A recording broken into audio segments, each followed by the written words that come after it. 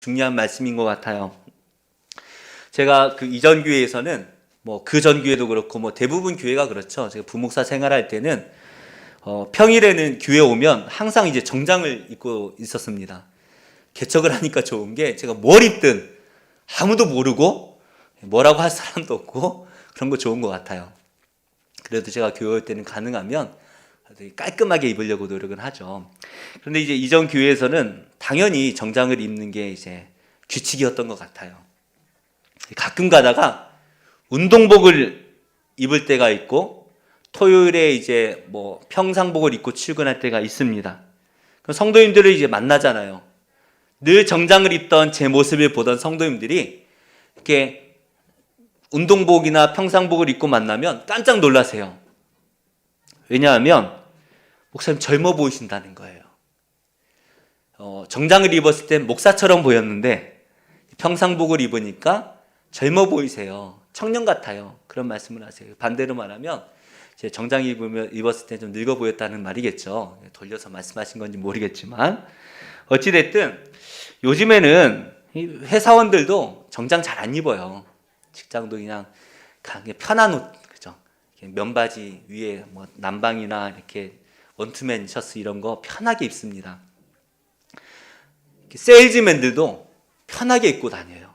옛날엔 세일즈맨 하면 정장에 넥타이 매고 깔끔하게 입는 게 세일즈맨의 복장이었다면 요즘에는 편하게 입고 다녀요. 가방 하나 딱 메고 가서 보험 설계사들도요. 그냥 편하게 입고 가방 하나 딱 들쳐매고 가서 아이패드 꺼내가지고 설명하고 이렇게 하더라고요. 시대가 바뀌었습니다. 식당에 가서 정장 입은 남자들이 앉아서 밥을 먹는다? 거의 목사님들입니다. 그래서 혹시나 하고 이야기 들어보면 목사님 맞아요. 요즘 잘 안 입어요. 정장 잘 안 입어요. 왜 이렇게 시작이 되었을까요?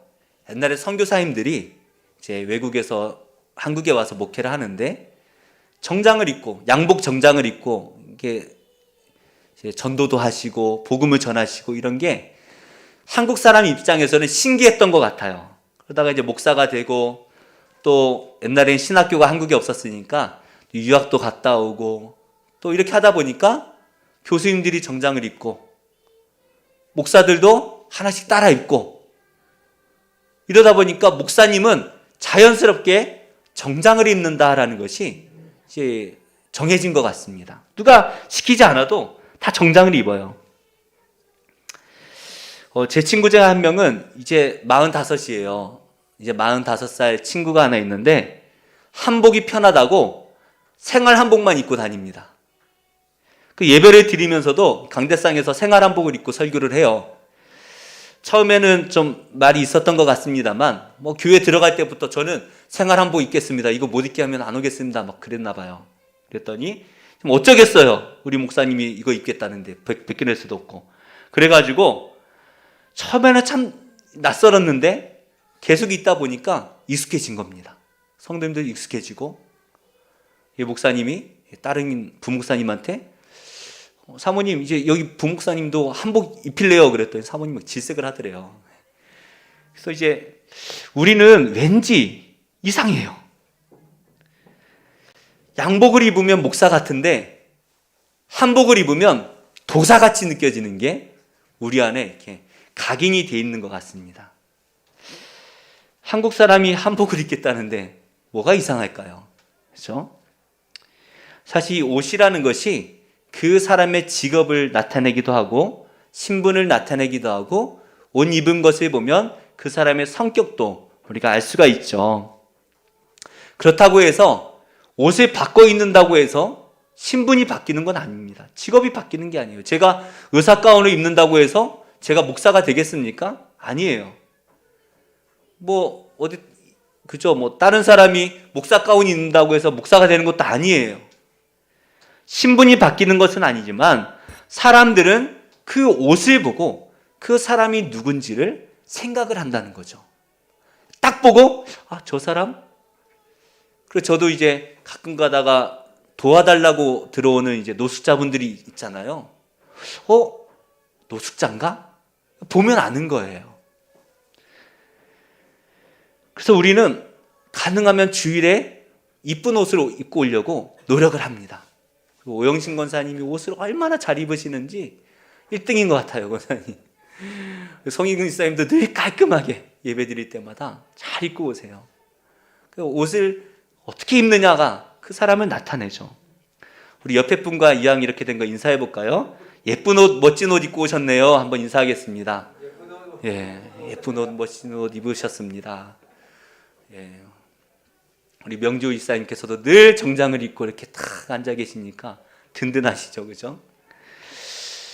오늘 말씀에서 바울은 우리에게 예수님을 믿고 거듭난 사람이 입어야 될 옷이 있다라고 말을 하고 있습니다. 우리가 무슨 옷을 입어야 될까요? 교회 올 때 우리 옷 깔끔하게 입고 오는데 또 무슨 옷을 입어야 됩니까? 바울이 뭐라고 말합니까? 주 예수 그리스도로 옷 입으라 말하고 있습니다. 이게 무슨 말입니까? 아니, 예수님을 어떻게 옷을 입습니까? 지저스 해가지고 예수님 얼굴 그려놓고 이런 거 입어야 됩니까? 그런 말이 아닌 것 같아요. 어떻게 우리가 예수님을 옷 입을 수 있을까요? 오늘 이 말씀을 듣고 깨닫고 돌아갈 때에 다 예수의 옷을 입고 돌아가시기를 축복합니다. 우리나라에는 법이 있죠, 법. 이 법 때문에 세상의 질서가 유지가 되는 것 같습니다. 만약 법이 없다면 어떻게 될까요? 엉망이 되겠죠, 그죠? 이 법이라는 것을 잘 살펴보면 상을 주는 법은 거의 없습니다. 법은 대부분 처벌이에요. 목적이 처벌. 도둑질을 하면 벌을 받으니까 벌 받을 것이 두려워서 도둑질을 못하게 만드는 것이 법이죠. 그런데 만약에 도둑질을 해도 법적으로 처벌이 없고 아무도 뭐라고 하지 않는다면 그 사회가 어떻게 되겠습니까? 엉망이 되겠죠.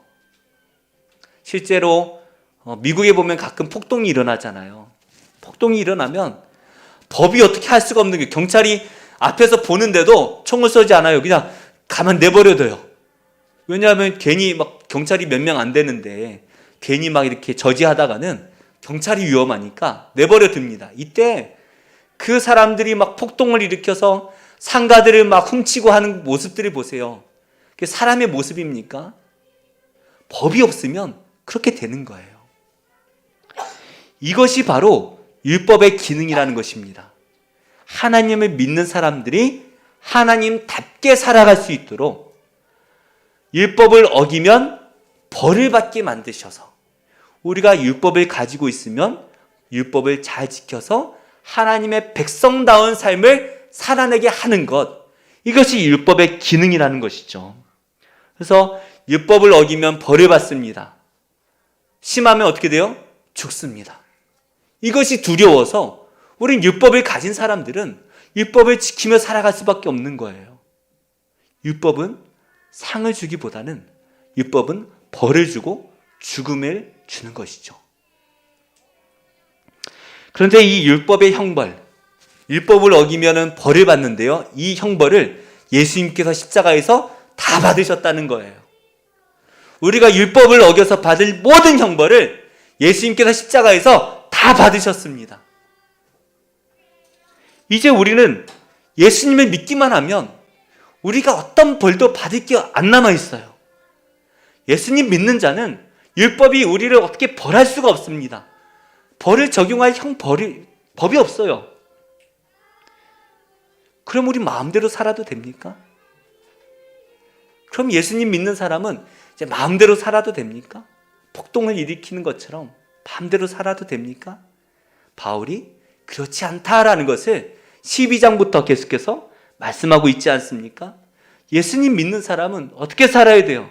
세상과 구별되어서 하나님께서 기뻐하시는 삶을 살아야 된다. 우리가 법이 없을지라도 생명의 법이 있다.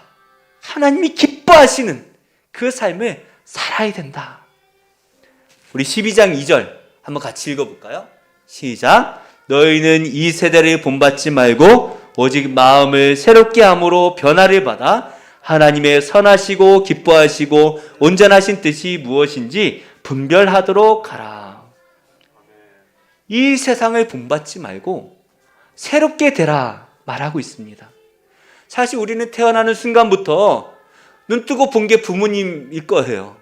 대부분은 부모님을 받고 이 세상의 소리를 보고 듣고 자랐습니다. 세상을 본받을 수밖에 없잖아요.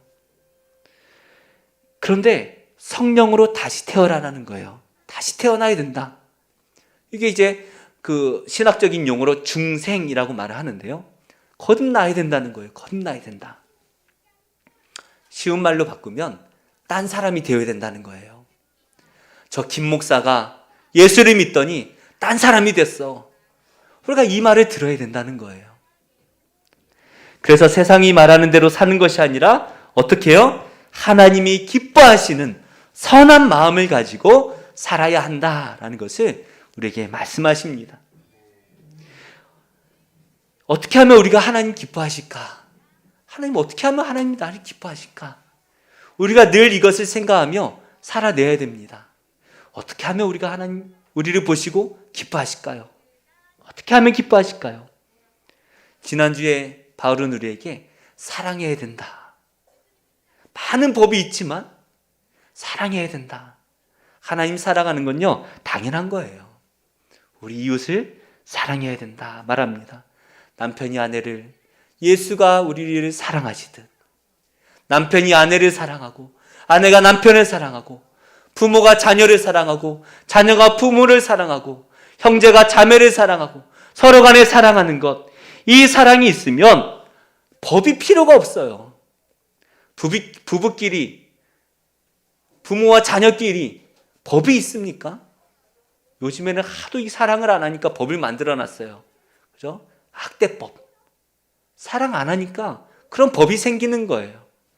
사랑하는 가정 안에서는 그런 법이 필요가 없습니다. 사랑의 법만 있으면 되는 거예요. 관계에 문제가 생기는 것 잘 생각해 보면요, 법이 잘못됐기 때문이 아닙니다. 사랑이 없기 때문이에요.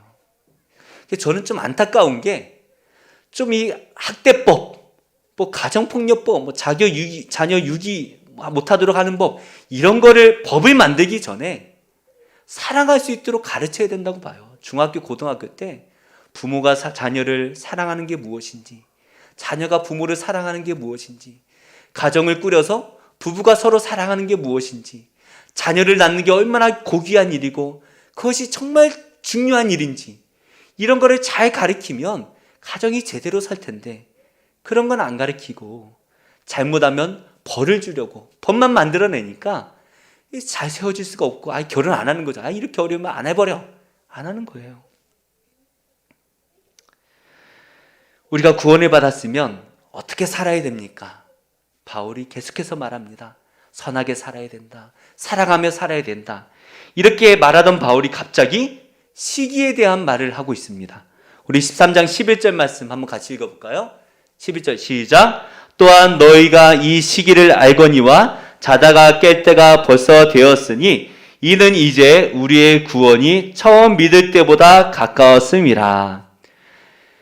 너희가 이 시기를 안다라고 말하고 있습니다. 근데 로마서 우리가 13장까지 읽었는데요, 어디에도 이 시기에 대한 말씀이 안 나와요. 근데 갑자기 바울이 시기에 대해서 말하고 있지 않습니까? 어떤 시기를 말하고 있나요?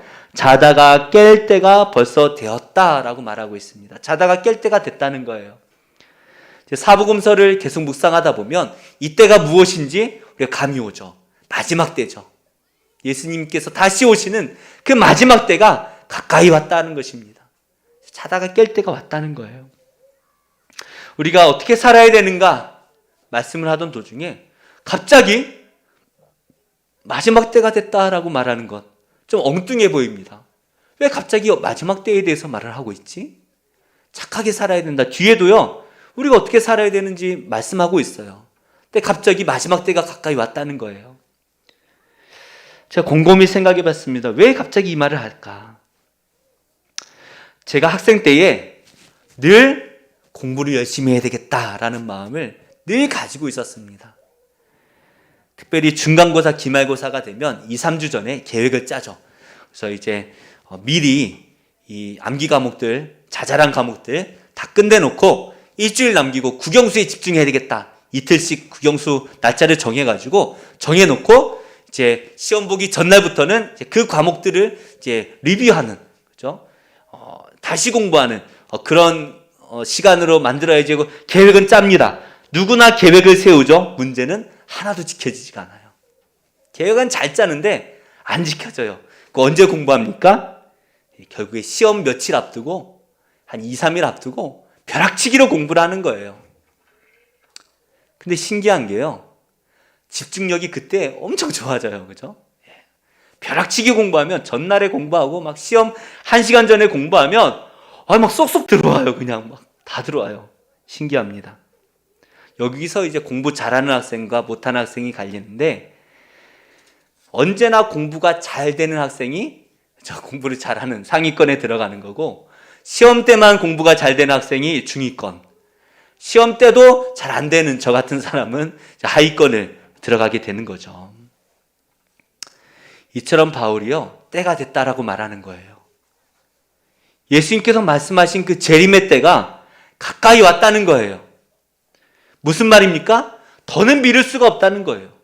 내일 당장 시험이니까 벼락치기 공부를 해야 되는 것처럼 지금 우리가 이 예수님의 말씀을 온전히 지켜내야 된다는 거예요. 목사님, 제가 나중에 착하게 살게요. 나중에 예수님 믿을게요. 나중에 사랑할게요. 더 이상 미룰 수가 없다는 거예요. 지금 우리가 변화되어야 됩니다. 목사님, 제자훈련 끝나면 하겠습니다. 아닙니다. 지금입니다. 지금 내가 변해야 돼요. 내년도 아니고 내일도 아니고 지금 우리가 변해야 됩니다. 지금이에요, 지금. 바울이 말하고자 하는 것이 바로 이거예요. 빨리 벼락치기 공부라도 해야 된다. 지금 급하다. 너 내일 시험인데 왜 모르고 있니? 맨날 엄마가 잔소리하는 것 같은데, 저한테도 그런 말씀 많이 하셨는데, 어쨌든 그런 거예요. 바울이 지금 잔소리하는 거예요. 때가 됐다. 마지막 때다. 우리 12절 말씀을 한번 읽어볼까요? 12절입니다. 시작. 밤이 깊고 낮이 가까웠으니 그러므로 우리가 어둠의 일을 벗고 빛의 갑옷을 입자. 밤이 거의 다 지나갔다는 겁니다. 밤이 다 지나갔어요. 이제 태양이 뜨기 전에 막 세상이 막 밝아지고 붉게 물드는 거 있잖아요. 그때가 됐다는 거예요. 이제 곧 태양이 뜬다는 겁니다. 이제 세상이 멸망하고 예수님께서 오실 때가 곧 다가왔어요. 근데 바울이 지금 곧 다가왔다라고 말한 지가 벌써 2000년이 되지 않았습니까? 어떻게 된 건가요? 벌써 2000년이 됐어요. 바울이 착각한 겁니까? 바울이 깜빡해가지고 2000년 뒤인데 3000년 뒤인데 아니야, 그렇게 말하면 안 할 거니까 다가왔다라고 말해야 되겠어, 이렇게 거짓말한 겁니까? 아니죠. 마지막 때는 반드시 옵니다. 그런데 그 마지막 때를 이미 경험한 사람이 있습니다. 이 사도 요한처럼 환상으로 본 게 아니라 진짜 경험한 사람이 있다는 거예요. 누굽니까? 스데반 집사죠. 스데반 집사는 교회가 세워지고 처음으로 순교한 집사님입니다. 예수님을 믿고 예수님을 전한다는 이유로 스데반 집사가 순교했어요. 사람들이 그 스데반을 죽이려고 돌을 던집니다. 말씀드렸지만 요만한 짱돌 던지는 게 아니에요. 이만한 바위를 던지는 거예요. 그런데 그 스데반이 죽기 전에 하늘을 보는데 무엇이 보입니까? 사도행전 7장 55절 한번 같이 읽어볼까요? 시작. 스데반이 성령 충만하여 하늘을 우러러 주목하여 하나님의 영광과 및 예수께서 하나님 우편에 서신 것을 보고. 스데반이 무엇을 봅니까? 하나님의 영광과 예수님께서 우편에 서신 것을 보았다라고 말합니다. 환상으로 본 게 아니에요. 실제로 봤어요. 예수님께서 다시 오시는 겁니다. 봤어요. 그 스데반이 말하는 게 뭐예요? 지금 보인다. 때가 왔다. 예수 믿어야 된다. 그 스데반이 말하는 것입니다. 저는 우리도 죽고 나면 이 스데반이 보았던 이 마지막 때를 우리도 보게 될 것이라고 확신합니다.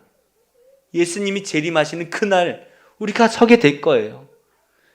마지막 때가 지금으로부터 100년 뒤가 되든 10년 뒤가 되든 1000년 뒤가 되든 상관없습니다. 우리는 눈을 감고 눈을 뜰 때에 예수님이 다시 오시는 그 재림을 맞이하게 될 것이에요. 바울은 우리가 마음을 새롭게 함으로 변화를 받아야 된다라고 말하는데요. 어떻게 변화를 받아야 됩니까? 이 마지막 때에 우리가 무엇을 준비해야 됩니까? 바울이 바뀌어야 된다. 옷을 입어야 된다. 겉으로 보이는 누가 봐도 우리가 삶이 바뀌어야 된다는 거예요.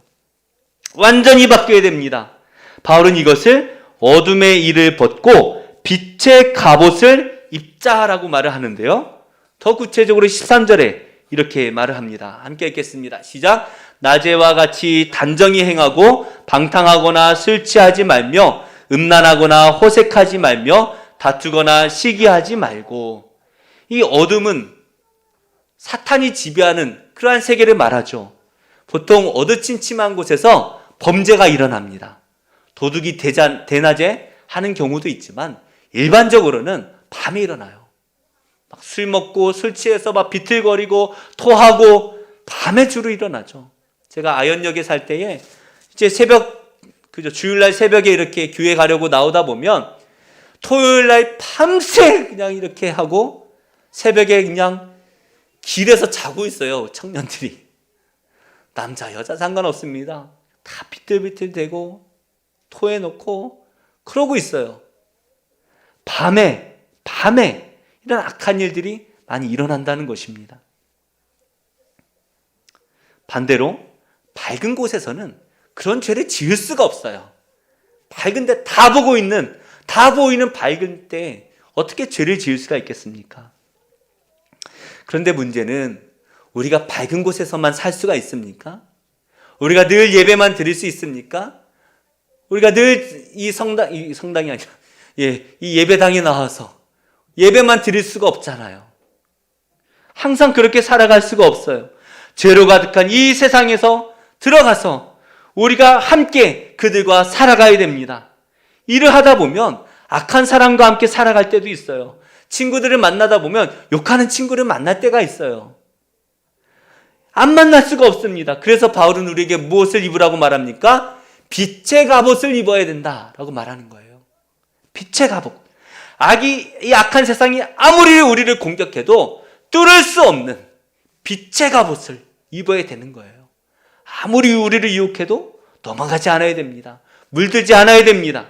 오히려 우리 안에 있는 그리스도의 사랑으로, 이 그리스도의 빛으로 세상을 비추고 세상에 예수님을 증거할 수 있어야 돼요. 그러기 위해서 우리가 해야 되는 것은 예수 그리스도의 사랑을 이 세상에 보여줘야 한다는 것입니다. 이 사랑으로 세상을 바꿀 수가 있어요. 근데 우리가 세상을 바꾸려고 하기보단 먼저 뭐가 바뀌어야 됩니까? 내가 바뀌어야 됩니다. 내가. 세상이 바뀌기 전에 내가 바뀌어야 돼요. 우린 자꾸 세상을 바꾸려고 하죠? 우리 14절 말씀 함께 읽어볼까요? 14절 시작. 오직 주 예수 그리스도로 옷 입고 정욕을 위하여 육신의 일을 도모하지 말라. 이 예수 그리스도로 옷을 입으라. 이 말은 누가 보더라도 저 사람은 예수 믿는 사람이야. 볼 수 있어야 된다는 거예요. 제가 식당 가면 정장 입은 사람들을 보면서 목사 같은데? 이런 말을 하는 것처럼 누가 우리를 보더라도 저 사람 예수 믿는 사람이야. 이것이 우리의 삶을 통해 보여져야 된다는 것이죠. 이것은 교회 다니라는 말이 아니에요. 성경책 꺼내놓고 큐티하고 또 밥 먹을 때마다 기도해서 저 사람 교회 다니는 사람 이런 말을 들으라는 말이 아닙니다. 누가 우리의 삶을 보더라도 예수의 삶이 보여져야 한다는 것이에요. 내가 먼저 예수 그리스도로 옷을 입어서 예수님의 그 선하신 삶을 세상에 보여줘야 됩니다. 율법으로 세상을 바꿀 수가 없어요. 우린 교회 다니니까 율법이 있지만 세상에 어디 그런 법이 있습니까? 없어요. 우리가 아무리 말해봐야 듣질 않습니다. 가르치려고 하면 실패할 수밖에 없어요. 그렇게 실패한 사람이 바리새인들입니다. 남은 열심히 가르치는데 삶이 보이지 않으니까 성도들이 은혜를 받지 못하는 거예요. 요한계시록을 보면 요한이 본 환상 중에 재미있는 게 하나 있습니다.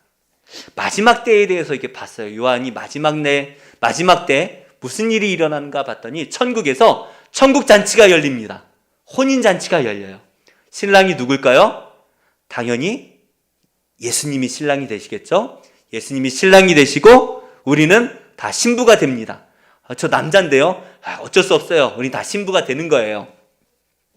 자, 그래서 이 신부가 준비를 해요. 결혼식 준비를 하는데 우리도 결혼식 때 신부가 드레스 입고 화장하잖아요. 저는 뭐 금방 끝난 줄 알았더니 뭐 5시간을 화장을 해요.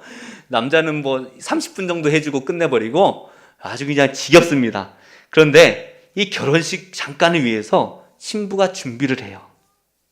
천국 잔치에서도 신부가 준비를 해요. 옷을 준비해요. 옷을. 우리 요한계시록 19장 8절을 한번 같이 읽어볼까요? 계시록 19장 8절 시작. 그에게 빛나고 깨끗한 세마포 옷을 입도록 허락하셨으니 이 세마포 옷은 성도들의 옳은 행실이로다 하더라.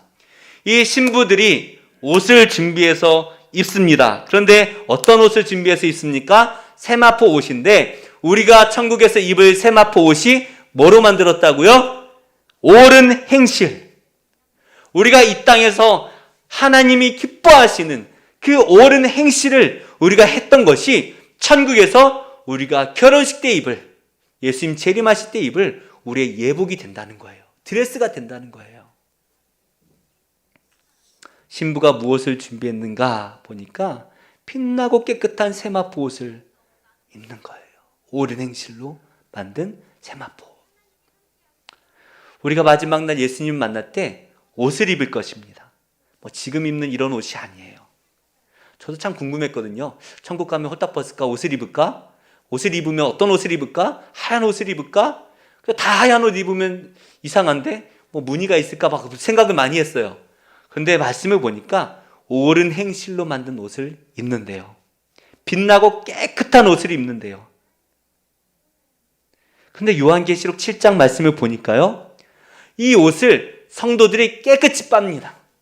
이 마지막 때를 준비하면서 성도들이 이 옷을 깨끗하게 빨아요. 뭘로 빠는가 봤더니 어린 양의 피로 빨았다라고 말하고 있습니다.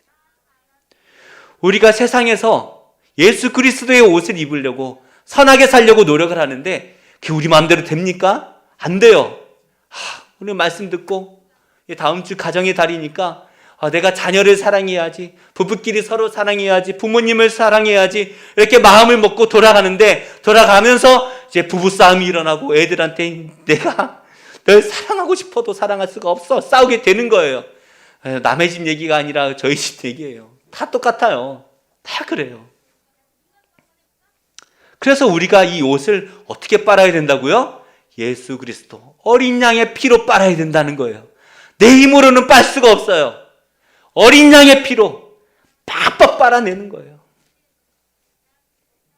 무슨 말입니까?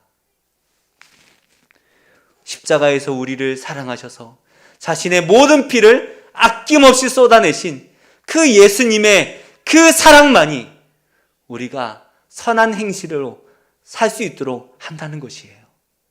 내 힘으로는 선하게 살 수가 없지만 예수님의 그 보혈로 매일매일 빨아낼 때 매일마다 예수님을 묵상하는 거예요. 예수님, 그 십자가의 사랑이 제 안에 있게 하여 주옵소서. 그 십자가의 사랑으로 살아가게 하여 주옵소서. 기도하는 마음으로 내 옷을 빨아낼 때 그때야 우리는 비로소 선한 행실을 살아낼 수가 있다는 것입니다. 그래서 우리가 선을 행할 때에 기도해야 돼요. 기도 없이 선을 행하는 것은 아무런 의미가 없어요. 할 수가 없어요. 기도하면서 주님, 제가 주님의 사랑으로 저분을 섬기고 했습니다 라고 기도하면서 행하는 것, 이것이 어린 양의 피로 우리의 옷을 빠는 것입니다. 세상이 아무리 약하더라도 우린 예수의 피로 빛나는 옷을 입어야 돼요. 우리가 사랑으로 세상을 섬길 때 세상이 변합니다. 교회가 세상을 자꾸 율법으로 바꾸려고 하니까 바뀌지가 않는 거예요. 실패할 수밖에 없어요. 교회는, 성도는 선을 베푸는 것으로 예수 그리스도의 사랑으로 세상을 바꿔야 됩니다.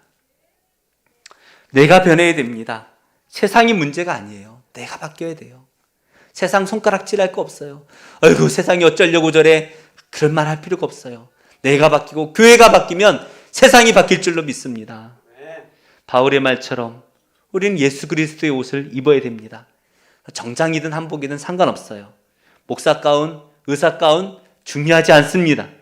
어떤 옷을 입더라도 사람들이 나를 바라보면서 저 사람은 예수 믿는 사람이야. 저 사람 보니까 예수님이 누군지 알 것 같아. 그 사랑이 우리에게서 느껴져야 돼요. 말씀을 맺겠습니다. 예전에 섬겼던 교회 중에 아현교회라고 있습니다. 이대 앞에 있는 아현교회인데 이 교회를 처음 개척했던 목사님이 김현복 목사님이라는 분이에요. 이분이 인터넷 찾아보면 나옵니다. 아주 유명한 분이에요. 일제강점기 때에 중국에서 일제강점기 때 한국 문화를 말살하려고 하니까 중국에서 2세들에게 한국 문화를 가르치고 한국식 교육을 하시다가 잡혀가가지고 서대문 형무소에서 이제 감옥 생활을 하다가 풀려나셨습니다. 그래서 이분이 풀려나자마자 평양신학교에 입학을 하시고 그 중에 이제 결혼을 하셨어요. 세브란스 간호사랑 27인가 8되는 간호사인데 그때 목사님 나이가 44인가 그러니 도둑놈이 죄송합니다. 아무튼 그런데 왜 이분이랑 결혼했는가 하면 아이를 못 갖는다라는 것을 알고 결혼한 거예요. 이 당시에 아이를 못 갖는 거는 치명적이죠. 근데 이 목사님이 그 간호사의 손을 꼭 잡고 우리 성도들을 우리 자녀로 생각하고 삽시다 라고 하고 결혼했다는 거예요. 그리고 아현동 언덕에 있는 그 공동묘지 앞에 닭장을 개조해서 교회를 만들고 그곳에서 가난한 사람들한테 소금 나눠줘서 하나 나눠주고 팔아서 2개 만들어 오고 2개 팔아서 4개 만들어 오고 그렇게 살게끔 했어요. 그리고 밥 못 먹는 사람들을 먹이기 위해서 늘 고깃국에 쌀밥을 흰 쌀밥을 해가지고 따뜻한 밥을 먹입니다. 늘 청빈한 삶. 마지막 돌아가실 때까지 그 당시에 1000명 넘는 교회는요 초대형 교회였어요. 그런 교회의 목사님이신데도 늘 청빈한 삶을 살면서 누더기 옷 같은 것을 그냥 아주 그냥 그런 옷을 입고 다니시고 성도들도 예배 때 밥 먹으러 왔다가 은혜 받고 나가면요 다 누더기 옷을 입고 있는 거예요. 그래서 교회 별명이 누더기 교회 그런 별명이 있었대요. 교회가 여러 번 개척을 하면서 나뉘기는 했지만 지금도 아현역 근처에 가면 하얀 소복을 입고 돌아다니는 분들이 계셔서요. 저는 처음에 무슨 이상한 사이비 종교인 줄 알았는데 알고 보니까 저희 교회랑 같은 뿌리를 두고 있는 교회가 아직도 그 청빈한 삶을 우리가 담자라는 마음으로 그냥 소복을 입고 다니는 거예요. 그게 뭡니까? 겉으로 옷이 중요한 게 아니라 우리가 예수의 옷을 입자라는 마음으로 그렇게 살아가는 거죠. 이 목사님이 강단에서는 복음을 선포합니다. 그런데 예배가 끝나면 따뜻한 밥에 따뜻한 고깃국에 그 복음을 담아서 주는 거예요. 그걸 먹는 사람들이 그 사랑을 받는 거예요. 예수의 사랑을. 때가 가까웠습니다. 이제 곧 예수님이 오실 겁니다. 이미 경험한 사람도 있습니다. 그날 우리 성도님들은 어떤 옷을 입으시겠습니까? 그때 지금 내가 준비된 옷은 뭔지 아는 방법이 간단한 방법이 하나 있어요. 뭐냐면 나에게 가장 가까운 사람, 내 남편, 내 아내가, 내 자녀가, 나의 부모님이 나를 어떻게 보는가 그거를 보면 내 현재 옷을 알 수가 있습니다. 그러면 어떻게 해야 됩니까? 빨아야죠. 어린 양의 피로 팍팍 빨아야 됩니다. 팍팍 빨아서 선을 우리가 행하며 살아갈 때에 예수님 다시 오시는 그날 우리는 해와 같이 빛나는 옷을 입게 될 줄로 믿습니다. 우리 다 같이 그 마지막 날 해와 같이 빛나는 얼굴로 만나기를 축복합니다. 우리 옆에 분과 이렇게 인사해 볼까요? 빛나는 얼굴로 뵙겠습니다. 빛나는 얼굴로 뵙겠습니다. 지금도 빛이 나시지만 그날은 눈이 부셔가지고 도무지 똑바로 쳐다볼 수 없는 그런 분으로 뵙게 될 줄로 믿습니다. 우리 마지막으로 이 찬양을 함께